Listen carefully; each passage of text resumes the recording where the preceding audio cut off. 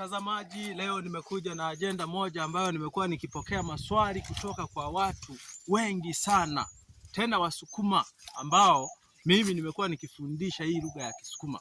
Nimepokea maswali kutoka kwa watu wa Bariadi, nimepokea maswali kutoka kwa watu wa huku Tabora, Kahama, nimepokea maswali kutoka kwa watu wa Geita.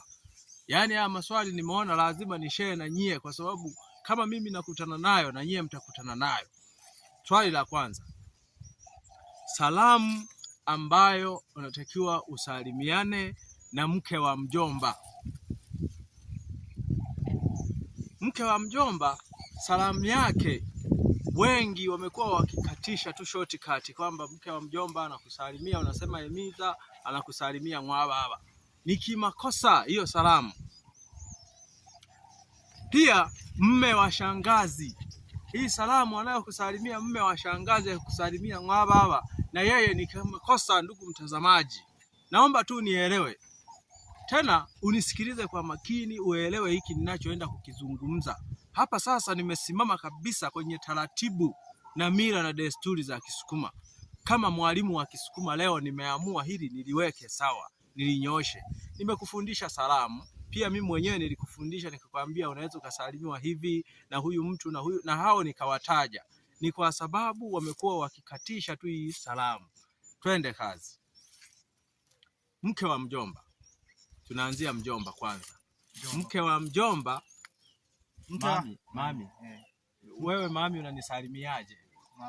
Mama ayo. Unaona? Mjomba ananisalimia mama ayo.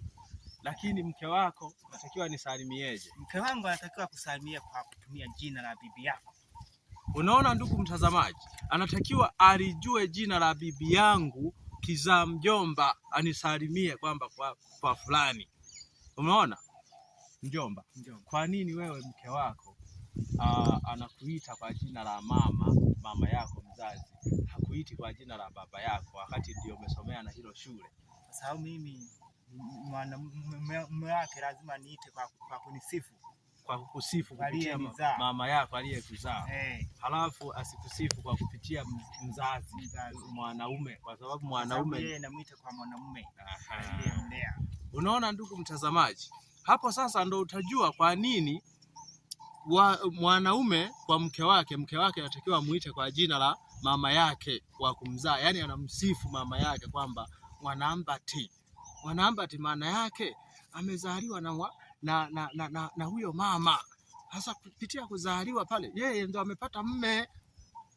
Sasa akitaka kunisalimia mimi mpwa, lazima atumie jina la mama mkwe wake kumsifu kwamba kupitia huu uzao wa huyu mama na wewe umepatikana mjomba, karibu sana, na chinja na kuku tunakula au mbuzi.